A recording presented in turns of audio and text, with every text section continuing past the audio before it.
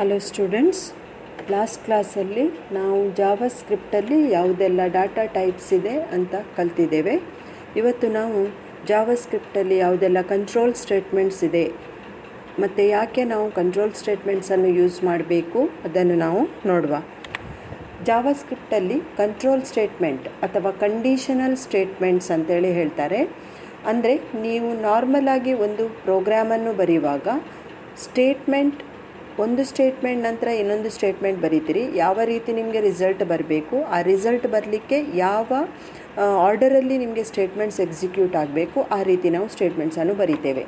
So ಈ ಆರ್ಡರಿಗೆ sequential order ಅಂತೇಳಿ ಹೇಳ್ತಾರೆ, from the line 1 to the line end. ಇವಾಗ ಸಪೋಸ್ ನಿಮಗೆ ಆ ಆರ್ಡರನ್ನು ಚೇಂಜ್ ಮಾಡಬೇಕಿದ್ರೆ, ಸಪೋಸ್ ನಿಮಗೆ ಒಂದು ಅರ್ಧದಲ್ಲಿ ಒಂದು ಕಂಡೀಷನಿಗೆ ಬೇಸ್ ಆಗಿ ಇಟ್ಟು ನಿಮಗೆ ಕೆಲವು ಸ್ಟೇಟ್ಮೆಂಟ್ ಎಕ್ಸಿಕ್ಯೂಟ್ ಮಾಡಬೇಕು ಮತ್ತು ಕೆಲವು ಸ್ಟೇಟ್ಮೆಂಟ್ಸ್ ಎಕ್ಸಿಕ್ಯೂಟ್ ಮಾಡಬಾರ್ದು ಹೇಳಿ ಆದರೆ ಆವಾಗ ನಾವು ನಾರ್ಮಲಿ ಕಂಡೀಷನ್ ಸ್ಟೇಟ್ಮೆಂಟ್ಸನ್ನು ಯೂಸ್ ಮಾಡ್ತೇವೆ. ಸೊ ಈ ಸ್ಟೇಟ್ಮೆಂಟ್ಸನ್ನು ನಾವು ಕೋಡನ್ನು ಬರೀಲಿಕ್ಕೆ ಯೂಸ್ ಮಾಡ್ತೇವೆ. ಇವಾಗ ಜಾವಾ ಸ್ಕ್ರಿಪ್ಟಲ್ಲಿ ನಿಮಗೆ ಇದೆಲ್ಲ ಕಂಡೀಷನಲ್ ಸ್ಟೇಟ್ಮೆಂಟ್ಸ್ ಇದೆ. ಫಸ್ಟಿಗೆ if statement, else statement, else if statement ಮತ್ತು ಸ್ವಿಚ್ ಸ್ಟೇಟ್ಮೆಂಟ್, ಇದು ಎಲ್ಲ ಕೂಡ ಕಂಡೀಷನಲ್ ಸ್ಟೇಟ್ಮೆಂಟ್ಸ್. ಸೊ ಈ ಸ್ಟೇಟ್ಮೆಂಟ್ಸನ್ನು ಯಾವ ರೀತಿ ಬರೆಯುವುದಂತ ನೋಡುವ ಮತ್ತು ಯಾವ ಸಿಚುವೇಷನಲ್ಲಿ ಯಾವ ಸ್ಟೇಟ್ಮೆಂಟನ್ನು ಯೂಸ್ ಮಾಡಬೇಕು. ಫಸ್ಟಿಗೆ ನಾವು ಇಫ್ ಸ್ಟೇಟ್ಮೆಂಟ್ ನೋಡುವ. If statement, the if statement is the fundamental control statement that allows JavaScript to make decisions and execute statements conditionally. ಇವಾಗ ನಿಮಗೆ ಯಾವುದಾದ್ರೂ ಒಂದು ಸ್ಟೇಟ್ಮೆಂಟ್ಸನ್ನು ಒಂದು ಕಂಡೀಷನಿನ ಬೇಸ್ಡಾಗಿ ನಿಮಗೆ ಎಕ್ಸಿಕ್ಯೂಟ್ ಮಾಡಬೇಕಿದ್ರೆ, ಇಲ್ಲಿ ನೋಡಿ ಸಿಂಟ್ಯಾಕ್ಸ್ ನೋಡಿ, ಇಫ್ ಎಕ್ಸ್ಪ್ರೆಷನ್. ಈ ಎಕ್ಸ್ಪ್ರೆಷನಲ್ಲಿ ಏನು ಬರ್ತದೆ, ನಿಮಗೆ ಏನು ಕಂಡೀಷನ್ ಇದೆ ಆ ಕಂಡೀಷನನ್ನು ನಾವು ಇಫ್ ಸ್ಟೇಟ್ಮೆಂಟಲ್ಲಿ ಕೊಡ್ತೇವೆ. ನಾವು ನೋಡಿದ್ದೇವೆ ಆಪರೇಟರ್ಸನ್ನು ನೋಡಿದಾಗ ರಿಲೇಷನಲ್ ಆಪರೇಟರ್ಸ್, ಕಂಪ್ಯಾರಿಸನ್ ಆಪರೇಟರ್ಸ್ ನಾವು ನೋಡುವಾಗ ಅಲ್ಲಿ ಒಂದು ಕಂಡೀಷನ್ ಕ್ರಿಯೇಟ್ ಆಗ್ತದೆ, ಅದನ್ನು ನಾವು ನೋಡಿದ್ದೇವೆ. ಆ ರಿಲೇಷನಲ್ ಆಪರೇಟರ್ಸ್ ನಿಮಗೆ ಲಾಜಿಕಲ್ ರಿಸಲ್ಟನ್ನು ಕೊಡ್ತದೆ, ಒಂದೇ ಟ್ರೂ ಅಥವಾ ಫಾಲ್ಸ್. ಸೊ ಆ ರಿಸಲ್ಟಿನ ಮೇಲೆ ಬೇಸ್ ಆಗಿ ನಿಮಗೆ ಈ ಸ್ಟೇಟ್ಮೆಂಟನ್ನು ಎಕ್ಸಿಕ್ಯೂಟ್ ಮಾಡ್ತದೆ. ಅದರದ್ದು ಸಿಂಟ್ಯಾಕ್ಸ್ ಏನು, ಇಫ್ ಪ್ಯಾರಂಥಿಸಿಸ್ನ ಒಳಗೆ, ಬ್ರ್ಯಾಕೆಟ್ನ ಒಳಗೆ ನೀವು ಕಂಡೀಷನನ್ನು ಸ್ಪೆಸಿಫೈ ಮಾಡೋದು. ಈ ಕಂಡೀಷನ್ ಏನು ಮಾಡ್ತದೆ, ನಿಮಗೆ ಅದು ಎಕ್ಸಿಕ್ಯೂಟ್ ಆಗುವಾಗ ಟ್ರೂ ಅಥವಾ ಫಾಲ್ಸ್ ಎಂಬ ಲಾಜಿಕಲ್ ರಿಸಲ್ಟನ್ನು ಕೊಡ್ತದೆ. ಆವಾಗ ಈ ಇಫ್ ಸ್ಟೇಟ್ಮೆಂಟ್ ಆ ಟ್ರೂ ಮತ್ತು ಫಾಲ್ಸ್ ಸ್ಟೇಟ್ಮೆಂಟಿನ ಮೇಲೆ ಡಿಪೆಂಡ್ ಆಗಿ ನಿಮಗೆ ಕೆಳಗೆ ಇರುವ ಸ್ಟೇಟ್ಮೆಂಟ್ಸನ್ನು ಎಕ್ಸಿಕ್ಯೂಟ್ ಮಾಡ್ತದೆ. ಸೊ ಈ ಇಫ್ ಸ್ಟೇಟ್ಮೆಂಟಲ್ಲಿ ನಿಮಗೆ ಈ ಎಕ್ಸ್ಪ್ರೆಷನ್ ಅಥವಾ ಈ ಕಂಡೀಷನ್ ಟ್ರೂ ಇದ್ದರೆ, ಹೌದು ಹೇಳಿ ಆದರೆ, ನೀವು ಕೊಟ್ಟದ್ದು ಕರೆಕ್ಟ್ ಹೇಳಿ ಆದರೆ, ಈ ಫ್ಲವರ್ ಬ್ರ್ಯಾಕೆಟ್ಸ್ನ ಒಳಗೆ ನೀವು ಕೊಟ್ಟಂಥ ಸ್ಟೇಟ್ಮೆಂಟ್ಸನ್ನು ಎಕ್ಸಿಕ್ಯೂಟ್ ಮಾಡ್ತದೆ. ಸಪೋಸ್ ಈ ಫ್ಲವರ್ ಬ್ರ್ಯಾಕೆಟ್ನ ಒಳಗೆ ಕಂಪಲ್ಸರಿಯಾಗಿ ಇಫಿನ ನೆಕ್ಸ್ಟ್ ಈ ಫ್ಲವರ್ ಬ್ರ್ಯಾಕೆಟ್ ಬರ್ತದೆ. ಈ ಫ್ಲವರ್ ಬ್ರ್ಯಾಕೆಟ್ಸ್ ಓಪನ್ ಮತ್ತು ಕ್ಲೋಸಿನ ನಡುವೆ ನೀವು ಒಂದು ಸ್ಟೇಟ್ಮೆಂಟ್ ಸಹ ಕೊಡ್ಬೋದು, ಮಲ್ಟಿಪಲ್ ಸ್ಟೇಟ್ಮೆಂಟ್ಸ್ ಸಹ ಕೊಡ್ಬೋದು. ಆದರೆ ಎಷ್ಟು ಸ್ಟೇಟ್ಮೆಂಟ್ಸ್ ಈ ಕಂಡೀಷನ್ ಟ್ರೂ ಇದ್ದಾಗ, ನೀವು ಕೊಟ್ಟ ಕಂಡೀಷನ್ ಟ್ರೂ ಇದ್ದಾಗ ಏನೆಲ್ಲ ನಿಮಗೆ ಪ್ರೊಸೆಸ್ ಮಾಡಬೇಕು, ಏನೆಲ್ಲ ಕ್ಯಾಲ್ಕುಲೇಷನ್ಸ್ ಮಾಡಬೇಕು ಅದನ್ನು ನೀವು ಈ ಫ್ಲವರ್ ಬ್ರ್ಯಾಕೆಟ್ನ ಒಳಗೆ ಕೊಡೋದು. ಇಲ್ಲಿ ಫ್ಲೋ ಚಾರ್ಟ್ ನೋಡಿ, ಕಂಡೀಷನ್ ಸ್ಟಾರ್ಟ್ ಆಗ್ತದೆ, ಕಂಡೀಷನನ್ನು ಚೆಕ್ ಮಾಡ್ತದೆ, ಲಾಜಿಕಲ್ ಟೆಸ್ಟ್ ಅಂತೇಳಿ ಹೇಳ್ತಾರೆ. ಈ ಕಂಡೀಷನ್ ಒಂದೇ ಟ್ರೂ ಅಥವಾ ಫಾಲ್ಸ್ ಹೇಳಿ ನಿಮಗೆ ರಿಸಲ್ಟನ್ನು ಕೊಡ್ತದೆ. ಸಪೋಸ್ ನೀವು ಕೊಟ್ಟ ಕಂಡೀಷನ್ ಟ್ರೂ ಇದ್ದರೆ ನಿಮಗೆ ಎಸ್ ಆದರೆ ಈ ಸ್ಟೇಟ್ಮೆಂಟನ್ನು ಪ್ರೊಸೆಸ್ ಮಾಡಿ ಸ್ಟಾಪ್ ಮಾಡ್ತದೆ. ಸಪೋಸ್ ನೀವು ಕೊಟ್ಟ ಕಂಡೀಷನ್ ಫಾಲ್ಸ್ ಇದ್ದರೆ ನಿಮಗೆ ಯಾವ ಸ್ಟೇಟ್ಮೆಂಟ್ ಸಹ ಎಕ್ಸಿಕ್ಯೂಟ್ ಮಾಡೋದಿಲ್ಲ, ಡೈರೆಕ್ಟಾಗಿ ಸ್ಟಾಪ್ ಮಾಡ್ತದೆ. ಈಗ ಒಂದು ಎಕ್ಸಾಂಪಲ್ ನೋಡುವ ಇಫ್ ಸ್ಟೇಟ್ಮೆಂಟಿಗೆ. ಇಲ್ಲಿ ಇದೆ, if age more than 18, age 18ಗಿಂತ ಜಾಸ್ತಿ ಇದ್ದರೆ, ಹೌದು ಆದರೆ ಏನು ಮಾಡ್ತದೆ, ಕ್ವಾಲಿಫೈಸ್ ಫಾರ್ ಡ್ರೈವಿಂಗ್ ಅಂತ ಹೇಳಿ ಪ್ರಿಂಟ್ ಮಾಡ್ತದೆ ನಮಗೆ ಸ್ಕ್ರೀನಿನ ಮೇಲೆ. ನೋಡಿ, ನಾನೀಗ ಇಲ್ಲಿ ಏಜ್ 20 ಹೇಳಿ ಕೊಟ್ಟಿದ್ದೇನೆ, ಏಜ್ 20, ವೇರಿಯಬಲ್ ಏಜ್ 20. ಇವಾಗ ಏಜಲ್ಲಿ ಏನು ವ್ಯಾಲ್ಯೂ ಇದೆ, 20 ಹೇಳಿ ವ್ಯಾಲ್ಯೂ ಇದೆ. ನಾನು ಏನು ಡಿಸಿಷನ್ ಕೊಟ್ಟಿದ್ದೇನೆ, ಏನು ಕಂಡೀಷನನ್ನು ಕೊಟ್ಟಿದ್ದೇನೆ, ಏಜ್ ಮೋರ್ ದ್ಯಾನ್ 18 ಅಂತ ಕೊಟ್ಟಿದ್ದೇನೆ. ಸೊ ನಾನು ಕೊಟ್ಟ ಏಜ್ 20, ಸೊ ಅದರಿಂದ 20 ಮೋರ್ ದ್ಯಾನ್ 18 ಅಂತ ಹೇಳಿದಾಗೆ ಆಯಿತು. ಅದು ಟ್ರೂ ಅಥವಾ ಫಾಲ್ಸ್ ಹೇಳಿ ನಿಮಗೆ ರಿಸಲ್ಟ್ ಕೊಡ್ತದೆ. 20 ಮೋರ್ ದ್ಯಾನ್ 18 ಅಂತ ಕೊಡುವಾಗ ನನಗೆ ರಿಸಲ್ಟ್ ಟ್ರೂ ಕೊಡ್ತದೆ. ಸೊ ಅದರಿಂದ ನನಗೆ ಇದನ್ನು ವೆಬ್ ಪೇಜಲ್ಲಿ ಪ್ರಿಂಟ್ ಮಾಡ್ತದೆ. ಸಪೋಸ್ ನಾನು ಏಜ್ 2 ಅಂತ ಕೊಟ್ಟರೆ 2 ಮೋರ್ ದ್ಯಾನ್ 18 ಅಂತ ಹೇಳಿದಾಗೆ ಆಯಿತು. 2 ಯಾವಾಗಲೂ 18ಗಿಂತ ಮೋರ್ ಅಲ್ಲ. ಸೊ ಅದರಿಂದ ನಿಮಗೆ ಏನು ರಿಸಲ್ಟನ್ನು ಸಹ ಕೊಡೋದಿಲ್ಲ, ಸ್ಟಾಪ್ ಮಾಡಿ ಬಿಡ್ತದೆ. ಇದು ಇಫ್ ಸ್ಟೇಟ್ಮೆಂಟ್. ಅದೇ ರೀತಿ ಇಫ್ ಎಲ್ಸ್ ಸ್ಟೇಟ್ಮೆಂಟ್. ಸಪೋಸ್ ನಾವು ಆಗ ನೋಡಿದೆ ಬರೀ ಟ್ರೂ ಇದ್ದರೆ ಮಾತ್ರ, ನೀವು ಫ್ಲೋ ಚಾರ್ಟ್ ನೋಡಿ, ನಾವು ಕೊಟ್ಟ ಕಂಡೀಷನ್ ಟ್ರೂ ಇದ್ದರೆ ಮಾತ್ರ ಒಂದು ಸ್ಟೇಟ್ಮೆಂಟನ್ನು ಎಕ್ಸಿಕ್ಯೂಟ್ ಮಾಡಲಿಕ್ಕೆ ಅಂತ ಕೊಟ್ಟದ್ದು. ಸಪೋಸ್ ನನಗೆ ಕೆಲವು ಸಿಚುವೇಷನಲ್ಲಿ ಏನಾಗ್ತದೆ, ಟ್ರೂ ಇದ್ದರೆ ಒಂದು ಸ್ಟೇಟ್ಮೆಂಟ್ ಎಕ್ಸಿಕ್ಯೂಟ್ ಮಾಡಲಿಕ್ಕೆ ಇರ್ತದೆ, ಫಾಲ್ಸ್ ಇದ್ದರೆ ಬೇರೆ ಒಂದು ಸ್ಟೇಟ್ಮೆಂಟ್ ಎಕ್ಸಿಕ್ಯೂಟ್ ಮಾಡಿ ಮತ್ತೆ ಸ್ಟಾಪ್ ಮಾಡಬೇಕಿದ್ರೆ ನಾನು ಇಫ್ ಎಲ್ಸ್ ಸ್ಟೇಟ್ಮೆಂಟನ್ನು ಯೂಸ್ ಮಾಡಬೇಕು. ಕಂಡೀಷನ್ ಕೊಟ್ಟಾಗ ಈ ಕಂಡೀಷನ್ ಒಂದೇ ಟ್ರೂ ಅಥವಾ ಫಾಲ್ಸ್ ಹೇಳಿ ರಿಸಲ್ಟನ್ನು ಕೊಡ್ತದೆ. ಈ ಕಂಡೀಷನ್ ಟ್ರೂ ಹೇಳಿ ರಿಸಲ್ಟ್ ಕೊಟ್ಟರೆ ಈ ಸ್ಟೇಟ್ಮೆಂಟ್ 1ಅನ್ನು ಎಕ್ಸಿಕ್ಯೂಟ್ ಮಾಡ್ತದೆ. ಸ್ಟೇಟ್ಮೆಂಟ್ 1ಅನ್ನು ಎಕ್ಸಿಕ್ಯೂಟ್ ಮಾಡಿ ಸ್ಟಾಪ್ ಮಾಡ್ತದೆ. ಸಪೋಸ್ ಕೊಟ್ಟ ಕಂಡೀಷನ್ ಫಾಲ್ಸ್ ಇದ್ದರೆ ನೋ ಎಂಬ ಸ್ಟೇಟ್ಮೆಂಟ್ ಮೀನ್ಸ್ ಸ್ಟೇಟ್ಮೆಂಟ್ 2ಅನ್ನು ಎಕ್ಸಿಕ್ಯೂಟ್ ಮಾಡಿ ಸ್ಟಾಪ್ ಮಾಡ್ತದೆ. ಟ್ರೂ ಇದ್ದಾಗ ಈ ಸ್ಟೇಟ್ಮೆಂಟ್ 1ಅನ್ನು ಎಕ್ಸಿಕ್ಯೂಟ್ ಮಾಡಿ ಸ್ಟಾಪ್ ಮಾಡ್ತದೆ, ಸ್ಟೇಟ್ಮೆಂಟ್ 2ಅನ್ನು ಬಿಟ್ಟು ಬಿಡ್ತದೆ. ಫಾಲ್ಸ್ ಇದ್ದಾಗ ಸ್ಟೇಟ್ಮೆಂಟ್ 2ಅನ್ನು ಎಕ್ಸಿಕ್ಯೂಟ್ ಮಾಡಿ ಸ್ಟಾಪ್ ಮಾಡ್ತದೆ, ಸ್ಟೇಟ್ಮೆಂಟ್ 1ಅನ್ನು ಬಿಟ್ಟು ಬಿಡ್ತದೆ. ಇಲ್ಲಿ ಸಿಂಟ್ಯಾಕ್ಸ್ ನೋಡಿ, ಇಫ್ ಕಂಡೀಷನ್, ಇದು ಕಂಡೀಷನ್ ಟ್ರೂ ಇದ್ದರೆ ಈ ಫ್ಲವರ್ ಬ್ರ್ಯಾಕೆಟಿಂದ ಈ ಫ್ಲವರ್ ಬ್ರ್ಯಾಕೆಟಿಗೆ ವರೆಗೆ ಇದರ ಮಿಡ್ಲಲ್ಲಿ ನೀವು ಎಷ್ಟು ಸ್ಟೇಟ್ಮೆಂಟ್ಸ್ ಕೊಟ್ಟಿದ್ದೀರಿ ಆ ಸ್ಟೇಟ್ಮೆಂಟ್ಸನ್ನು ಎಕ್ಸಿಕ್ಯೂಟ್ ಮಾಡ್ತದೆ. ಈ ಕಂಡೀಷನ್ ಫಾಲ್ಸ್ ಇದ್ದರೆ ನಿಮಗೆ ಎಲ್ಸ್ ಆದ ಮೇಲೆ ನಾವು ಏನು ಫ್ಲವರ್ ಬ್ರ್ಯಾಕೆಟ್ ಓಪನ್ ಮತ್ತು ಕ್ಲೋಸ್ ಮಾಡಿದ್ದೇವೆ ಆ ಫ್ಲವರ್ ಬ್ರ್ಯಾಕೆಟ್ನ ಒಳಗೆ ಇರುವಂಥ ಸ್ಟೇಟ್ಮೆಂಟ್ಸನ್ನು ಎಕ್ಸಿಕ್ಯೂಟ್ ಮಾಡ್ತದೆ. ಹಾಗಾದರೆ ಇಫ್ ಕಂಡೀಷನ್ ಟ್ರೂ ಇದ್ದರೆ ಇಮಿಡಿಯೇಟ್ ಇದ್ದಂಥ ಫ್ಲವರ್ ಬ್ರ್ಯಾಕೆಟ್ನ ಒಳಗೆ ಇರುವಂಥ ಸ್ಟೇಟ್ಮೆಂಟ್ಸನ್ನು ಎಕ್ಸಿಕ್ಯೂಟ್ ಮಾಡ್ತದೆ. ಫಾಲ್ಸ್ ಇದ್ದರೆ ಎಲ್ಸಿನ ನಂತರ ಇರುವಂಥ ಫ್ಲವರ್ ಬ್ರ್ಯಾಕೆಟ್ನ ಪೇರ್ನ ಒಳಗೆ ಇರುವಂಥ ಸ್ಟೇಟ್ಮೆಂಟ್ಸನ್ನು ಎಕ್ಸಿಕ್ಯೂಟ್ ಮಾಡ್ತದೆ. ಇವಾಗ ಎಕ್ಸಾಂಪಲ್ ನೋಡಿ, ಇಲ್ಲಿ ಒಂದು ಎಕ್ಸಾಂಪಲ್ ಇದೆ ಇಫ್ ಎಲ್ಸ್ ಸ್ಟೇಟ್ಮೆಂಟಿಗೆ. ನಾನೀಗ ಏಜಲ್ಲಿ 15 ಅಂತ ಸ್ಟೋರ್ ಮಾಡಿದ್ದೇನೆ. ಇಫ್ ಏಜ್ ಮೋರ್ ದ್ಯಾನ್ 18 ಆಗದ್ದೇ ಕಂಡೀಷನ್, ನಾನು ಕೊಟ್ಟ ಏಜ್ 18ಗಿಂತ ಜಾಸ್ತಿ ಇದೆ ಹೇಳಿ, ಆದರೆ ಹೌದು ಆದರೆ ನನಗೆ ಈ ಸ್ಟೇಟ್ಮೆಂಟ್ ಪ್ರಿಂಟ್ ಮಾಡಬೇಕು, ಕ್ವಾಲಿಫೈಸ್ ಫಾರ್ ಡ್ರೈವಿಂಗ್. ಸಪೋಸ್ ನನಗೆ ಏಜ್ 18ಗಿಂತ ಜಾಸ್ತಿ ಇಲ್ಲ ಹೇಳಿ, ಆದರೆ ಈ ಸ್ಟೇಟ್ಮೆಂಟ್ ಪ್ರಿಂಟ್ ಮಾಡಬೇಕು, does not qualify for driving. ಇಲ್ಲಿ ನಾನೀಗ ಏಜ್ 15 ಕೊಟ್ಟಿದ್ದೇನೆ. ಇಫ್ ಏಜ್ ಅಂದರೆ 15 ಮೋರ್ ದ್ಯಾನ್ 18, 15 ಮೋರ್ ದ್ಯಾನ್ 18 ಇಲ್ಲ, ಅದು ಲೆಸ್ ದ್ಯಾನ್ 18 ಇದೆ, ಅದರಿಂದ ನನಗೆ does not qualify for driving ಅಂತ ಪ್ರಿಂಟ್ ಮಾಡ್ತದೆ ವೆಬ್ ಪೇಜಿನ ಮೇಲೆ. ಸಪೋಸ್ ನಾನಿಲ್ಲಿ ಈಗ 25 ಅಂತ ಕೊಟ್ಟಿದ್ದೇನೆ ಅಂತ ಎಣಿಸಿ, ಏಜಲ್ಲಿ 25, 15 ಅಲ್ಲ 25. ಅವಾಗ ಏನು ಹೇಳಿದಾಗೆ ಆಗ್ತದೆ, 25 ಮೋರ್ ದ್ಯಾನ್ 18 ಅಂತ ಹೇಳಿದಾಗೆ ಆಗ್ತದೆ. ಸೊ ಇದು ಟ್ರೂ ಆಗ್ತದೆ. ಯಾಕೆ? 25 18ಗಿಂತ ಮೋರ್ ಜಾಸ್ತಿ ಇದೆ, ಅದರಿಂದ ನನಗೆ ಈ ಸ್ಟೇಟ್ಮೆಂಟ್ ಕ್ವಾಲಿಫೈಸ್ ಫಾರ್ ಡ್ರೈವಿಂಗ್ ಅಂತ ಪ್ರಿಂಟ್ ಮಾಡ್ತದೆ. ಯಾವಾಗ ಈ ಸ್ಟೇಟ್ಮೆಂಟ್ ಪ್ರಿಂಟ್ ಮಾಡ್ತದೆ, ಇದನ್ನು ಪ್ರಿಂಟ್ ಮಾಡೋದಿಲ್ಲ, ಎಂಡ್ ಮಾಡ್ತದೆ. ಯಾವಾಗ ಈ ಸ್ಟೇಟ್ಮೆಂಟ್ ಪ್ರಿಂಟ್ ಮಾಡ್ತದೆ ಡು ನಾಟ್ ಕ್ವಾಲಿಫೈ, ಆವಾಗ ಈ ಸ್ಟೇಟ್ಮೆಂಟ್ ಪ್ರಿಂಟ್ ಮಾಡೋದಿಲ್ಲ, ಎಂಡ್ ಮಾಡಿ ಬಿಡ್ತದೆ. ಇದು ಇಫ್ ಎಲ್ಸಿನ ಸಿಂಟ್ಯಾಕ್ಸ್. ಇಫ್ ಎಲ್ಸಲ್ಲಿ ನಿಮ್ಮ ಕಂಡೀಷನ್ ಟ್ರೂ ಇದ್ದರೆ ಒಂದು ಪಾರ್ಟ್ ಆಫ್ ದಿ ಪ್ರೋಗ್ರಾಮನ್ನು ಎಕ್ಸಿಕ್ಯೂಟ್ ಮಾಡಿ ಸ್ಟಾಪ್ ಮಾಡ್ತದೆ. ಸಪೋಸ್ ಫಾಲ್ಸ್ ಇದ್ದರೆ ಇನ್ನೊಂದು ಪಾರ್ಟ್ ಆಫ್ ಸ್ಟೇಟ್ಮೆಂಟನ್ನು ಎಕ್ಸಿಕ್ಯೂಟ್ ಮಾಡಿ ಎಂಡ್ ಮಾಡ್ತದೆ. ನೆಕ್ಸ್ಟ್ ಇಫ್ ಎಲ್ಸಿಫ್ ಸ್ಟೇಟ್ಮೆಂಟನ್ನು ನೋಡುವ. ಇಫ್ ಎಲ್ಸಿಫ್ ಅಂತ ಹೇಳಿದರೆ ನಿಮಗೆ ಮಲ್ಟಿಪಲ್ ಕಂಡೀಷನ್ಸನ್ನು ಎಕ್ಸಿಕ್ಯೂಟ್ ಮಾಡಬೇಕಿದ್ರೆ, ಒಂದೇ ಕಂಡೀಷನ್ ಅಲ್ಲ. ಇವಾಗ ಬ್ಯಾಕಲ್ಲಿ ನೀವು ನೋಡಿದ್ರಿ ಇಫಲ್ಲಿ ಮತ್ತು ಇಫ್ ಎಲ್ಸಲ್ಲಿ ಒಂದೇ ಕಂಡೀಷನ್ ಇದ್ದದ್ದು, ಕಂಡೀಷನ್ 1 ಒಂದೇ ಕಂಡೀಷನ್, ಅದಕ್ಕಿಂತ ಜಾಸ್ತಿ ಕಂಡೀಷನ್ ಇಲ್ಲ. ಇವಾಗ ಇಲ್ಲಿ ಏನಾಗ್ತದೆ, ನಿಮಗೆ ಒಂದಕ್ಕಿಂತ ಜಾಸ್ತಿ ಕಂಡೀಷನನ್ನು ಎಕ್ಸಿಕ್ಯೂಟ್ ಮಾಡಿ ಚೆಕ್ ಮಾಡಿ ನಿಮಗೆ ರಿಸಲ್ಟನ್ನು ಕೊಡಬೇಕಿದ್ರೆ, ರಿಸಲ್ಟ್ ಸಿಗೋದು ಒಂದೇ, ಆದರೆ ಕಂಡೀಷನ್ ಚೆಕ್ ಮಾಡೋದು ಮಲ್ಟಿಪಲ್. ಆವಾಗ ನೀವು ಎಲ್ಸ್ ಇಫ್ ಸ್ಟೇಟ್ಮೆಂಟನ್ನು ಯೂಸ್ ಮಾಡಬೇಕು. ಇವಾಗ ನೋಡಿ ಸಿಂಟ್ಯಾಕ್ಸ್. ಇಫ್ ಎಕ್ಸ್ಪ್ರೆಷನ್ 1 ಎಕ್ಸ್ಪ್ರೆಷನ್ 1 ಅಂತ ಹೇಳಿದರೆ ಕಂಡೀಷನ್ 1.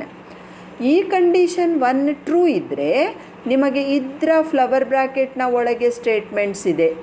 ಎಕ್ಸ್ಪ್ರೆಷನ್ 1 ಈಸ್ ಟ್ರೂ ಇದ್ದರೆ ಅಂತ ಹೇಳಿ ಸ್ಟೇಟ್ಮೆಂಟ್ಸ್ ಇದೆ, ಅದನ್ನು ಎಕ್ಸಿಕ್ಯೂಟ್ ಮಾಡ್ತದೆ. ಸಪೋಸ್ ಈ ಕಂಡೀಷನ್ ಎಕ್ಸ್ಪ್ರೆಷನ್ 1 ಫಾಲ್ಸ್ ಇದ್ದರೆ ಅದು ಡೈರೆಕ್ಟ್ ಯಾವ ಸ್ಟೇಟ್ಮೆಂಟ್ ಎಕ್ಸಿಕ್ಯೂಟ್ ಮಾಡದೆ ಎಲ್ಸ್ ಇಫ್ಗೆ ಬರ್ತದೆ.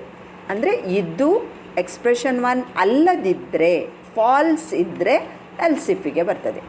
ಎಲ್ಸ್ ಇಫಲ್ಲಿ ಪುನಃ ಎಕ್ಸ್ಪ್ರೆಷನ್ 2 ಅನ್ನು ಚೆಕ್ ಮಾಡ್ತದೆ. ಎಕ್ಸ್ಪ್ರೆಷನ್ 2 ಟ್ರೂ ಇದ್ದರೆ ಈ ಸ್ಟೇಟ್ಮೆಂಟ್ ಎಕ್ಸ್ಪ್ರೆಷನ್ 2ನ ನಂತರ ಇರುವಂಥ ಫ್ಲವರ್ ಬ್ರ್ಯಾಕೆಟ್ನ ನಡುವೆ ಇರುವಂಥ ಸ್ಟೇಟ್ಮೆಂಟನ್ನು ಎಕ್ಸಿಕ್ಯೂಟ್ ಮಾಡಿ ಸ್ಟಾಪ್ ಮಾಡ್ತದೆ. ಸಪೋಸ್ ಎಕ್ಸ್ಪ್ರೆಷನ್ 2 ಕೂಡ ಫಾಲ್ಸ್ ಇದೆ ಹೇಳಿ ಆದರೆ ಇನ್ನೊಂದು ಎಲ್ಸ್ ಇಫ್ ಉಂಟು, ಅಲ್ಲಿ ಬರ್ತದೆ ಎಕ್ಸ್ಪ್ರೆಷನ್ 3ಗೆ. ಸೊ ಎಕ್ಸ್ಪ್ರೆಷನ್ 3 ಟ್ರೂ ಇದ್ದರೆ ಈ ಎಕ್ಸ್ಪ್ರೆಷನ್ 3ಯ ನಂತರ ಇರುವಂಥ ಫ್ಲವರ್ ಬ್ರ್ಯಾಕೆಟ್ನ ಒಳಗಿರುವಂಥ ಸ್ಟೇಟ್ಮೆಂಟನ್ನು ಎಕ್ಸಿಕ್ಯೂಟ್ ಮಾಡ್ತದೆ. ಎಕ್ಸ್ಪ್ರೆಷನ್ 3 ಕೂಡ ಫಾಲ್ಸ್ ಇದ್ದರೆ ನಿಮಗೆ ಸ್ಟೇಟ್ಮೆಂಟ್ ಎಸ್ ಅನ್ನು ಯೂಸ್ ಮಾಡ್ತದೆ. ಮೀನ್ಸ್ ಯಾವುದೂ ಟ್ರೂ ಇಲ್ಲದಿದ್ದರೆ ಲಾಸ್ಟಿಗೆ ನಿಮಗೆ ಲಾಸ್ಟ್ ಸ್ಟೇಟ್ಮೆಂಟ್ ಎಲ್ಸಿನ ನಂತರ ಏನು ಸ್ಟೇಟ್ಮೆಂಟ್ಸ್ ಕೊಟ್ಟಿದೆ ಅದನ್ನು ಎಕ್ಸಿಕ್ಯೂಟ್ ಮಾಡ್ತದೆ. ಎಕ್ಸ್ಪ್ರೆಷನ್ 1 ಟ್ರೂ ಇದ್ದರೆ ಈ ಸ್ಟೇಟ್ಮೆಂಟ್ ಎಕ್ಸಿಕ್ಯೂಟ್ ಮಾಡಿ ಎಂಡ್ ಮಾಡ್ತದೆ, ಉಳಿದದ್ದನ್ನು ಬಿಟ್ಟು ಬಿಡ್ತದೆ, ಇಷ್ಟನ್ನು ಬಿಟ್ಟು ಬಿಡ್ತದೆ. ಸಪೋಸ್ ಇದು ಫಾಲ್ಸ್ ಇದೆ ಹೇಳಿ ಆದರೆ ಅದು ಇಲ್ಲಿಗೆ ಬರ್ತದೆ ಎಕ್ಸ್ಪ್ರೆಷನ್ 2ಗೆ. ಎಕ್ಸ್ಪ್ರೆಷನ್ 2 ಟ್ರೂ ಇದೆ ಹೇಳಿ ಆದರೆ ಈ ಸ್ಟೇಟ್ಮೆಂಟ್ಸನ್ನು ಎಕ್ಸಿಕ್ಯೂಟ್ ಮಾಡ್ತದೆ ಮತ್ತು ಎಂಡ್ ಮಾಡ್ತದೆ. ಸಪೋಸ್ ಎಕ್ಸ್ಪ್ರೆಷನ್ 2 ಕೂಡ ಫಾಲ್ಸ್ ಇದೆ ಹೇಳಿ ಆದರೆ ಈ ಎಕ್ಸ್ಪ್ರೆಷನ್ 3ಗೆ ಬರ್ತದೆ. ಎಕ್ಸ್ಪ್ರೆಷನ್ 3 ನಿಮಗೆ ಟ್ರೂ ಇದೆ ಹೇಳಿ ಆದರೆ ಈ ಸ್ಟೇಟ್ಮೆಂಟನ್ನು ಎಕ್ಸಿಕ್ಯೂಟ್ ಮಾಡ್ತದೆ. ಸಪೋಸ್ ಎಕ್ಸ್ಪ್ರೆಷನ್ 3 ಕೂಡ ಫಾಲ್ಸ್ ಇದೆ, ಆವಾಗ ಎಕ್ಸ್ಪ್ರೆಷನ್ 1 ಕೂಡ ಫಾಲ್ಸ್, 2 ಕೂಡ ಫಾಲ್ಸ್, 3 ಕೂಡ ಫಾಲ್ಸ್ ಇದೆ ಹೇಳಿ ಆದರೆ ಎಲ್ಸಿನ ನಂತರ ಏನು ಸ್ಟೇಟ್ಮೆಂಟ್ ಕೊಟ್ಟಿದ್ದೀರಿ ಅದನ್ನು ನಿಮಗೆ ಎಕ್ಸಿಕ್ಯೂಟ್ ಮಾಡ್ತದೆ. ಎಕ್ಸಾಂಪಲ್ ನೋಡಿ. ಈಗ ನಾನು variable book equal to maths ಅಂತ ಕೊಟ್ಟಿದ್ದೇನೆ. Okay, book equals to maths. So ಈಗ ನಾನು ಚೆಕ್ ಮಾಡಬೇಕು ಎಲ್ಸ್ ಇಫ್ ಯೂಸ್ ಮಾಡಿ. So if book equal to ನೋಡಿ, ಇದು equality operator. Book equal to history ಆಗಿದ್ದರೆ ನಿಮಗೆ ವೆಬ್ ಪೇಜಿನ ಮೇಲೆ ಹಿಸ್ಟ್ರಿ ಬುಕ್ಕನ್ನು ಪ್ರಿಂಟ್ ಮಾಡ್ತದೆ, ಹಿಸ್ಟ್ರಿ ಬುಕ್ ಹೇಳಿ ಪ್ರಿಂಟ್ ಮಾಡ್ತದೆ. ಸಪೋಸ್ ಇದು ಈಕ್ವಲ್ ಇಲ್ಲ ಹೇಳಿ ಆದರೆ ಇದು ಈಕ್ವಲ್ ಇದೆಯಾ ಅಂತ ನೋಡ್ತದೆ. ಎಲ್ಸ್ ಇಫಲ್ಲಿ ಬುಕ್ ಈಕ್ವಲ್ಸ್ ಟು ಮ್ಯಾಥ್ಸ್ ಅಂತ ಕೊಟ್ಟಿದೆ, ಈಕ್ವಲ್ ಇದೆಯಾ ಅಂತ ನೋಡ್ತದೆ. ಈಕ್ವಲ್ ಇದ್ದರೆ ಇದನ್ನು ಪ್ರಿಂಟ್ ಮಾಡ್ತದೆ. ಇದು ಸಹ ಈಕ್ವಲ್ ಇಲ್ಲ ಹೇಳಿ ಆದರೆ ಇಲ್ಲಿಗೆ ಬರ್ತದೆ. If book equal to economics ಅಂತ ನೋಡ್ತದೆ. ಇಕನಾಮಿಕ್ಸ್ ಆದರೆ ಇಕನಾಮಿಕ್ ಬುಕ್ ಅಂತ ಪ್ರಿಂಟ್ ಮಾಡ್ತದೆ. ಸಪೋಸ್ ಹಿಸ್ಟ್ರಿ ಸಹ ಅಲ್ಲ, ಮ್ಯಾಥ್ಸ್ ಸಹ ಅಲ್ಲ, ಇಕನಾಮಿಕ್ಸ್ ಸಹ ಅಲ್ಲ ಆದರೆ ಅನ್ನೋನ್ ಬುಕ್ ಅಂತ ಪ್ರಿಂಟ್ ಮಾಡ್ತದೆ. ಈಗ ನಾನು ಕೊಟ್ಟ ಡಾಟಾದ ಪ್ರಕಾರ ನಾನಿಲ್ಲಿ ಈಗ ಮ್ಯಾಥ್ಸ್ ಅಂತ ಕೊಟ್ಟಿದ್ದೇನೆ. ಬುಕ್ ಎಂಬ ವೇರಿಯಬಲಲ್ಲಿ ಮ್ಯಾಥ್ಸ್ ಹೇಳಿ ಸ್ಟೋರ್ ಆಗಿ ಉಂಟು. ಮ್ಯಾಥ್ಸ್ ಈಕ್ವಲ್ ಟು ಹಿಸ್ಟ್ರಿ ಅದು ಮ್ಯಾಚ್ ಆಗುವುದಿಲ್ಲ. ಸೊ ಅದರಿಂದ ಎಲ್ಸ್ ಇಫ್ಗೆ ಬರ್ತದೆ. ಇಲ್ಲಿ ಮ್ಯಾಥ್ಸ್ ಈಕ್ವಲ್ ಟು ಮ್ಯಾಥ್ಸ್, ಇಲ್ಲಿ ಮ್ಯಾಚ್ ಆಗ್ತದೆ. ಸೊ ಅದರಿಂದ ಮ್ಯಾಥ್ಸ್ ಬುಕ್ ಅಂತ ಪ್ರಿಂಟ್ ಮಾಡ್ತದೆ. ಸಪೋಸ್ ಇಲ್ಲಿ ನಾನೀಗ ಇಂಗ್ಲೀಷ್ ಬುಕ್ ಅಂತ ಕೊಟ್ಟಿದ್ದೇನೆ, English book equal to English ಅಂತ ಕೊಟ್ಟಿದ್ದೇನೆ. ಸೊ ಈಗ ನನಗೆ ಬುಕ್ ವೇರಿಯಬಲಲ್ಲಿ ಇಂಗ್ಲೀಷ್ ಅಂತ ಸ್ಟೋರ್ ಆಗಿ ಉಂಟು ಇಲ್ಲಿ. So English equal to history match ಆಗೋದಿಲ್ಲ, ಎಲ್ಸ್ ಇಫ್ಗೆ ಬರ್ತದೆ. ಇಂಗ್ಲೀಷ್ ಈಕ್ವಲ್ ಟು ಮ್ಯಾಥ್ಸ್ ಇಲ್ಲಿ ಕೂಡ ಮ್ಯಾಚ್ ಆಗೋದಿಲ್ಲ, ಅದರಿಂದ ಪುನಃ ಎಲ್ಸ್ ಇಫ್ಗೆ ಬರ್ತದೆ. So English equal to economics ಅಂತ ಮಾಡ್ತದೆ, ಅಲ್ಲಿ ಕೂಡ ಮ್ಯಾಚ್ ಆಗೋದಿಲ್ಲ. ಅಂದರೆ ಫಸ್ಟ್ ಕಂಡೀಷನ್ ಸಹ ಮ್ಯಾಚ್ ಆಗಲಿಲ್ಲ, ಸೆಕೆಂಡ್ ಸಹ ಮ್ಯಾಚ್ ಆಗಲಿಲ್ಲ, ಥರ್ಡ್ ಸಹ ಮ್ಯಾಚ್ ಆಗಲಿಲ್ಲ, ಯಾವ ಕಂಡೀಷನ್ ಸಹ ಮ್ಯಾಚ್ ಆಗಲಿಲ್ಲ. ಸೊ ಆವಾಗ ಡೈರೆಕ್ಟ್ ಅದು ಎಲ್ಸಿನ ನೆಕ್ಸ್ಟ್ ಅನ್ನೋನ್ ಬುಕ್ ಹೇಳಿ ಪ್ರಿಂಟ್ ಮಾಡ್ತದೆ. ಇದು ಎಲ್ಸ್ ಇಫ್ ಸ್ಟೇಟ್ಮೆಂಟ್. ಇನ್ನೊಂದು ಲಾಸ್ಟ್ ಒನ್ ಸ್ವಿಚ್ ಸ್ಟೇಟ್ಮೆಂಟ್. ಈ ಎಲ್ಸ್ ಇಫ್ ಸ್ಟೇಟ್ಮೆಂಟ್ ನೀವು ಯೂಸ್ ಮಾಡಿದರೆ ಏನಾಗ್ತದೆ ಅಂದರೆ ತುಂಬ ಇಫ್ ಸ್ಟೇಟ್ಮೆಂಟ್ಸ್ ಬರ್ತದೆ, ಕಂಡೀಷನ್ಸ್ ಬರ್ತದೆ, ಮತ್ತು ಪೇರ್ ಆಫ್ ಫ್ಲವರ್ ಬ್ರ್ಯಾಕೆಟ್ಸ್ ಅದು main. So pair of flower brackets ತುಂಬ ಬರ್ತದೆ. ಸೊ ಆವಾಗ ನಿಮಗೆ ಕನ್ಫ್ಯೂಸ್ ಆಗಿ ರಾಂಗ್ ಆಗುವ ಚಾನ್ಸಸ್ ಇರ್ತದೆ. ಸೊ ಒಂದು ಫ್ಲವರ್ ಬ್ರ್ಯಾಕೆಟ್ ಓಪನ್ ಮಾಡಿದ ಮೇಲೆ ಅದು ಎಲ್ಲಿ ಕ್ಲೋಸ್ ಆಗಬೇಕು ಅಲ್ಲಿಯೇ ಅದು ಕ್ಲೋಸ್ ಆಗಬೇಕು. ಅದು ಬಿಟ್ಟು ಇಲ್ಲಿ ಓಪನ್ ಮಾಡಿದ್ದನ್ನು ಲಾಸ್ಟಿಗೆ ಕ್ಲೋಸ್ ಮಾಡಿದರೆ ಅದು ರಾಂಗ್ ಆಗ್ತದೆ. ಸೊ ಅದನ್ನು ಕನ್ಫ್ಯೂಷನನ್ನು ಅವಾಯ್ಡ್ ಮಾಡೋದಕ್ಕೋಸ್ಕರ ನಿಮಗೆ ಸ್ವಿಚ್ ಸ್ಟೇಟ್ಮೆಂಟ್ ಇದೆ. ಸ್ವಿಚ್ ಸ್ಟೇಟ್ಮೆಂಟ್ ಏನು ಮಾಡ್ತದೆ? ಸ್ವಿಚ್ ಸ್ಟೇಟ್ಮೆಂಟ್ ಸ್ವಿಚ್ ದಿಂದ ಸ್ಟಾರ್ಟ್ ಆಗ್ತದೆ ಮತ್ತು ಅದು ಒಂದು ಕಂಡೀಷನನ್ನು ಚೆಕ್ ಮಾಡ್ತದೆ. ಸಿಂಟ್ಯಾಕ್ಸ್ ನೋಡಿ ಇಲ್ಲಿ, switch statement is given an expression. Switch ಸ್ಟೇಟ್ಮೆಂಟ್ನ ಒಳಗೆ ಒಂದು ಎಕ್ಸ್ಪ್ರೆಷನನ್ನು ಕೊಡ್ತೇವೆ ನಾವು. ಈ ಎಕ್ಸ್ಪ್ರೆಷನ್ ಒಂದೇ ಒಂದು ವೇರಿಯೇಬಲ್ ಆಗಿರ್ಬೋದು ಅಥವಾ ಒಂದು ಕ್ಯಾಲ್ಕುಲೇಷನ್ ಆಗಿರ್ಬೋದು. ವೇರಿಯೇಬಲ್ ಆಗಿದ್ದರೆ ಅದರಲ್ಲಿರುವ ವ್ಯಾಲ್ಯೂವನ್ನು ಅದು ಕನ್ಸಿಡರ್ ಮಾಡ್ತದೆ. ಎಕ್ಸ್ಪ್ರೆಷನ್ ಆಗಿದ್ದರೆ, ಕ್ಯಾಲ್ಕುಲೇಷನ್ ಆಗಿದ್ದರೆ ಅದು ಪ್ರೊಸೆಸ್ ಮಾಡಿದ ನಂತರ ಏನು ರಿಸಲ್ಟ್ ಬರ್ತದೆ ಅದನ್ನು ಕನ್ಸಿಡರ್ ಮಾಡ್ತದೆ. ಅಲ್ಲಿ ಬರುವಂಥ ರಿಸಲ್ಟ್ ಒಂದೇ ಸ್ಟ್ರಿಂಗ್ ಆಗಿ ಇರಬೇಕು ಅಥವಾ ಇಂಟಿಜರ್ ನಂಬರ್ ಆಗಿ ಇರಬೇಕು, ಒಂದು ವ್ಯಾಲ್ಯೂ ಆಗಿರಬೇಕು, ಇಂಡಿವಿಜುವಲ್ ವ್ಯಾಲ್ಯೂ. ಸೊ ಈಗ ಹೇಗೆ ಎಕ್ಸಿಕ್ಯೂಟ್ ಮಾಡ್ತದೆ ನೋಡಿ. ಈ ಸ್ವಿಚ್ ಸ್ಟೇಟ್ಮೆಂಟಲ್ಲಿ ಪ್ರತಿಯೊಂದು ಕೇಸ್ ಅಂತ ಹೇಳಿ ಇದೆ. ಮೀನ್ಸ್ ನೀವು ಕೊಟ್ಟ ಎಕ್ಸ್ಪ್ರೆಷನ್ ಇದ್ದು ವ್ಯಾಲ್ಯೂವನ್ನು ಈ ಕೇಸಲ್ಲಿ ಇರುವಂಥ ವ್ಯಾಲ್ಯೂನ ಒಟ್ಟಿಗೆ ಮ್ಯಾಚ್ ಮಾಡ್ತದೆ. ಇಲ್ಲಿ ಒಂದು ಸಿಂಗಲ್ ವ್ಯಾಲ್ಯೂ ಇರ್ತದೆ, ಅದರ ಒಟ್ಟಿಗೆ ಮ್ಯಾಚ್ ಮಾಡ್ತದೆ. ಮ್ಯಾಚ್ ಆದರೆ ಇಲ್ಲಿ ಕೊಟ್ಟಂಥ ಸ್ಟೇಟ್ಮೆಂಟ್ಸನ್ನು ಎಕ್ಸಿಕ್ಯೂಟ್ ಮಾಡಿ ಪ್ರತಿಯೊಂದು ಕೇಸ್ ಸ್ಟೇಟ್ಮೆಂಟ್ ಬ್ರೇಕಿಂದ ಎಂಡ್ ಆಗ್ತದೆ. ಕೇಸ್ ಯಾವುದು ವ್ಯಾಲ್ಯೂ ಅದಕ್ಕೆ ಎಕ್ಸ್ಪ್ರೆಷನಿಗೆ ಮ್ಯಾಚ್ ಆಗ್ತದೆ ಆ ವ್ಯಾಲ್ಯೂವಿನ ಕೇಸ್ ಎಕ್ಸಿಕ್ಯೂಟ್ ಮಾಡಿ ಅದರಲ್ಲಿರುವ ಸ್ಟೇಟ್ಮೆಂಟ್ಸ್ ಬ್ರೇಕ್ ಮಾಡ್ತದೆ. ಬ್ರೇಕ್ ಮಾಡಿದ ಕೂಡಲೇ ಏನಾಗ್ತದೆ, ಸ್ವಿಚ್ಚಿನ ನೆಕ್ಸ್ಟ್ ಸ್ಟೇಟ್ಮೆಂಟಿಗೆ ಬರ್ತದೆ. ಇಲ್ಲಿ ಒಂದು ಫ್ಲವರ್ ಬ್ರ್ಯಾಕೆಟ್ ಇದೆ, ಕ್ಲೋಸಿಂಗ್ ಫ್ಲವರ್ ಬ್ರ್ಯಾಕೆಟ್. ಸೊ ಅದರ ನೆಕ್ಸ್ಟ್ ಸ್ಟೇಟ್ಮೆಂಟಿಗೆ ಬರ್ತದೆ. ಸೊ ಸಪೋಸ್ ಏನಾಗ್ತದೆ, ಇಲ್ಲಿ ಪ್ರತಿಯೊಂದು case statement must end with break statement. Break ಅಂತ ಕೊಡೋದಿದ್ರೆ ನಿಮಗೆ ಸ್ವಿಚ್ ಎಂಡ್ ಆಗೋದಿಲ್ಲ. ಮತ್ತು ಸ್ವಿಚ್ ಸ್ಟೇಟ್ಮೆಂಟಿನ ನೆಕ್ಸ್ಟಿಗೆ ನೀವು ಫ್ಲವರ್ ಬ್ರ್ಯಾಕೆಟ್ ಕೊಡಬೇಕು, ಒಂದೇ ಫ್ಲವರ್ ಬ್ರ್ಯಾಕೆಟ್. ಅದು ಎಂಡ್ ಆಗೋದು ಎಲ್ಲ ಸ್ವಿಚ್ ಸ್ಟೇಟ್ಮೆಂಟ್ ಆದ ಮೇಲೆ ಲಾಸ್ಟಿಗೆ ಮಾತ್ರ ಅದು ಎಂಡ್ ಆಗೋದು. ಅಲ್ಲಿ ಮಲ್ಟಿಪಲ್ ಫ್ಲವರ್ ಬ್ರ್ಯಾಕೆಟ್ಸ್ ನಿಮಗೆ ಬರುವುದಿಲ್ಲ. ಸೊ ಈಗ expression case 1 value 1 colon statements, ಯಾವುದೆಲ್ಲ ಸ್ಟೇಟ್ಮೆಂಟ್ಸ್ ಎಕ್ಸಿಕ್ಯೂಟ್ ಮಾಡಬೇಕು ಅದು ಎಲ್ಲ ಸ್ಟೇಟ್ಮೆಂಟ್ಸನ್ನು, ಮಲ್ಟಿಪಲ್ ಸ್ಟೇಟ್ಮೆಂಟ್ಸನ್ನು ಸಹ ಇಲ್ಲಿ ಕೊಡ್ಬೋದು ನೀವು. ಮಾತ್ರ ಈ ವ್ಯಾಲ್ಯೂವಿಗೆ ಮ್ಯಾಚ್ ಆದಾಗ ಏನೆಲ್ಲ ಎಕ್ಸಿಕ್ಯೂಟ್ ಆಗಬೇಕು ಅದು ಎಕ್ಸಿಕ್ಯೂಟ್ ಆದ ಮೇಲೆ ಬ್ರೇಕ್ ಅಂತ ಕೊಡು, ಅವಾಗ ನಿಮಗೆ ಎಂಡಿಗೆ ಬರ್ತದೆ. ಸಪೋಸ್ ಯಾವುದೇ ಕೇಸಿದ್ದು ವ್ಯಾಲ್ಯೂ ಮ್ಯಾಚ್ ಆಗೋದಿಲ್ಲ ಹೇಳಿ ಆದರೆ ನಿಮಗೆ ಡಿಫಾಲ್ಟನ್ನು ಎಕ್ಸಿಕ್ಯೂಟ್ ಮಾಡ್ತದೆ. ಎಕ್ಸಾಂಪಲ್ ನೋಡಿ, ಇಲ್ಲಿ ನಾನು ಗ್ರೇಡ್ ಈಕ್ವಲ್ ಟು ಎ ಅಂತ ಕೊಟ್ಟಿದ್ದೇನೆ. Grade equal to A. ಈಗ ನನಗೆ ಸ್ವಿಚ್ಚಲ್ಲಿ ನಾನು ಗ್ರೇಡ್ ಅಂತ ಕೊಟ್ಟಿದ್ದೇನೆ. ಮೀನ್ಸ್ ಗ್ರೇಡಿದ್ದು ವ್ಯಾಲ್ಯೂ ಏನು ಉಂಟು ಅದರ ಮೇಲೆ ಡಿಪೆಂಡ್ ಆಗಿ ಅಲ್ಲಿ ಕೇಸಿಗೆ ನಿಮಗೆ ಮ್ಯಾಚ್ ಮಾಡ್ತದೆ. ಈಗ ಈ ಕೇಸಲ್ಲಿ ಎ ಅಂತ ಉಂಟು, ಇದು ಎ ಮತ್ತು ಇಲ್ಲಿ ಗ್ರೇಡ್ ವೇರಿಯೇಬಲಲ್ಲಿ ಇರುವಂಥ ವ್ಯಾಲ್ಯೂ ಮ್ಯಾಚ್ ಆದರೆ ಇದನ್ನು ಎಕ್ಸಿಕ್ಯೂಟ್ ಮಾಡ್ತದೆ. ಗುಡ್ ಜಾಬ್ ಅಂತ ಹೇಳಿ ಪ್ರಿಂಟ್ ಮಾಡ್ತದೆ. ಸಪೋಸ್ ನಾನಿಲ್ಲಿ ಈಗ ಎಕ್ಸ್ ಅಂತ ಕೊಟ್ಟಿದ್ದೇನೆ ಅಂತ ಎಣಿಸಿ, ನಾನೀಗ ಎ ಕೊಟ್ಟದ್ದು ಇಲ್ಲಿಗೆ ಮ್ಯಾಚ್ ಆಗ್ತದೆ, ಬ್ರೇಕ್ ಮಾಡ್ತದೆ, ಇಲ್ಲಿಗೆ ಬರ್ತದೆ, ಇಲ್ಲಿಗೆ document dot right exciting switch statement. ಇವಾಗ ನಾನೀಗ ಇಲ್ಲಿ ಗ್ರೇಡಲ್ಲಿ ಎಕ್ಸ್ ಅಂತ ಕೊಟ್ಟಿದ್ದೇನೆ ಅಂತ ಎಣಿಸಿ, ಎಕ್ಸನ್ನು ಈ ಕೇಸಿನ ಒಟ್ಟಿಗೆ ಮ್ಯಾಚ್ ಮಾಡ್ತದೆ. ಎ ಮತ್ತು ಎಕ್ಸ್ ಈಕ್ವಲ್ ಅಲ್ಲ, ಇಲ್ಲಿ ಸೆಕೆಂಡ್ ಬಿ ಮತ್ತು ಎಕ್ಸ್ ಕೂಡ ಈಕ್ವಲ್ ಅಲ್ಲ. ಈ ಕೇಸಿಗೆ ಬರ್ತದೆ ಸಿ ಮತ್ತು ಎಕ್ಸ್ ಕೂಡ ಈಕ್ವಲ್ ಅಲ್ಲ, ಈ ಕೇಸಿಗೆ ಬರ್ತದೆ ಡಿ ಮತ್ತು ಎಕ್ಸ್ ಕೂಡ ಈಕ್ವಲ್ ಅಲ್ಲ. ಸೊ ಈ ಕೇಸಿಗೆ ಬರ್ತದೆ ಡಿ ಎಫ್ ಮತ್ತು ಎಕ್ಸ್ ಕೂಡ ಈಕ್ವಲ್ ಅಲ್ಲ. ಸೊ ಯಾವುದೂ ಕೇಸ್ ನಿಮಗೆ ಈಕ್ವಲ್ ಅಲ್ಲ ಹೇಳಿ ಆದಾಗ ಡಿಫಾಲ್ಟಿಗೆ ಬಂದು ಅನ್ನೋನ್ ಗ್ರೇಡ್ ಅಂತ ರಿಸಲ್ಟನ್ನು ಕೊಡ್ತದೆ. ಸೊ ಇದು ಡಿಫಾಲ್ಟಲ್ಲಿ ಯಾವಾಗಲೂ ನಾವು ಎರರ್ ಮೆಸೇಜನ್ನು ಕೊಡೋದು. ಮೀನ್ಸ್ ಯಾವ ವ್ಯಾಲ್ಯೂ ಕೂಡ ಮ್ಯಾಚ್ ಆಗದಿದ್ದರೆ, ಯಾವ ಸ್ಟೇಟ್ಮೆಂಟ್ ಕೂಡ ಎಕ್ಸಿಕ್ಯೂಟ್ ಆಗದಿದ್ದರೆ ಅನ್ನೋನ್ ಗ್ರೇಡ್ ಅಂತ ನಾವು ಕೊಡ್ತೇವೆ. ಸೊ ಇದು ಸ್ವಿಚ್ ಸ್ಟೇಟ್ಮೆಂಟ್. ಸೊ ನಮಗೆ ಜಾವಾ ಸ್ಕ್ರಿಪ್ಟಲ್ಲಿ ಸೆವೆರಲ್ ಕಂಡೀಷನಲ್ ಸ್ಟೇಟ್ಮೆಂಟ್ಸ್ ಇದೆ. ಇಫ್ ಇದೆ, ಎಲ್ಸ್ ಇದೆ, ಎಲ್ಸ್ ಇಫ್ ಇದೆ, ಸ್ವಿಚ್ ಇದೆ. ಇಫ್ ನಿಮಗೆ ಸಿಂಪಲ್ ಕಂಡೀಷನಲ್ ಸ್ಟೇಟ್ಮೆಂಟ್, ಇದು ಒಂದು ಕಂಡೀಷನನ್ನು ಕಂಪೇರ್ ಮಾಡಿ ಅದು ಟ್ರೂ ಇದ್ದರೆ ಒಂದು ಗ್ರೂಪ್ ಆಫ್ ಸ್ಟೇಟ್ಮೆಂಟ್ ಅಥವಾ ಒಂದು ಸ್ಟೇಟ್ಮೆಂಟನ್ನು ಎಕ್ಸಿಕ್ಯೂಟ್ ಮಾಡ್ತದೆ. ಫಾಲ್ಸ್ ಇದ್ದರೆ ನಿಮಗೆ ಯಾವ ಸ್ಟೇಟ್ಮೆಂಟನ್ನು ಎಕ್ಸಿಕ್ಯೂಟ್ ಮಾಡೋದಿಲ್ಲ. ಇನ್ನೊಂದು else if statement, if else statement, ಅದು ಕಂಡೀಷನ್ ಟ್ರೂ ಇದ್ದರೆ ಒಂದು ಗ್ರೂಪ್ ಆಫ್ ಸ್ಟೇಟ್ಮೆಂಟನ್ನು ಎಕ್ಸಿಕ್ಯೂಟ್ ಮಾಡ್ತದೆ, ಫಾಲ್ಸ್ ಇದ್ದರೆ ಇನ್ನೊಂದೇ ಗ್ರೂಪ್ ಆಫ್ ಸ್ಟೇಟ್ಮೆಂಟನ್ನು ಎಕ್ಸಿಕ್ಯೂಟ್ ಮಾಡ್ತದೆ. ನೆಕ್ಸ್ಟ್ ಎಲ್ಸ್ ಇಫ್ ಸ್ಟೇಟ್ಮೆಂಟ್, ಇದರಲ್ಲಿ ಮಲ್ಟಿಪಲ್ ಕಂಡೀಷನ್ಸನ್ನು ಚೆಕ್ ಮಾಡ್ತದೆ. ಆದರೆ ಈ ಮಲ್ಟಿಪಲ್ ಕಂಡೀಷನ್ಸಲ್ಲಿ ಯಾವುದಾದ್ರೂ ಒಂದು ಕಂಡೀಷನ್ ಟ್ರೂ ಇದ್ದಾಗ ಯಾವುದಾದ್ರೂ ಒಂದು ಸ್ಟೇಟ್ಮೆಂಟನ್ನು ಎಕ್ಸಿಕ್ಯೂಟ್ ಮಾಡ್ತದೆ. ಸಪೋಸ್ ಯಾವುದೂ ಕಂಡೀಷನ್ ಮ್ಯಾಚ್ ಆಗೋದಿದ್ದರೆ ಸ್ಟೇಟ್ಮೆಂಟ್ ಲಾಸ್ಟಿಗೆ ಎಲ್ಸಲ್ಲಿ ಕೊಟ್ಟಂಥ ಸ್ಟೇಟ್ಮೆಂಟನ್ನು ಎಕ್ಸಿಕ್ಯೂಟ್ ಮಾಡ್ತದೆ. Last one is a case switch statement. ಅದರಲ್ಲಿ ನಿಮಗೇನು ಮಾಡ್ತದೆ, ನೀವು ಕೊಟ್ಟ ಎಕ್ಸ್ಪ್ರೆಷನಲ್ಲಿ ಕೊಟ್ಟ ವೇರಿಯಬಲಿನ ವ್ಯಾಲ್ಯೂನ ಪ್ರತಿಯೊಂದು ಕೇಸ್ ವ್ಯಾಲ್ಯೂನ ಒಟ್ಟಿಗೆ ಮ್ಯಾಚ್ ಮಾಡ್ತದೆ. ಮ್ಯಾಚ್ ಆದರೆ ಆ ಕೇಸಲ್ಲಿ ಇರುವ ಸ್ಟೇಟ್ಮೆಂಟ್ಸನ್ನು ಎಕ್ಸಿಕ್ಯೂಟ್ ಮಾಡ್ತದೆ ಮತ್ತು ಬ್ರೇಕ್ ಮಾಡ್ತದೆ, ಎಂಡ್ ಮಾಡ್ತದೆ.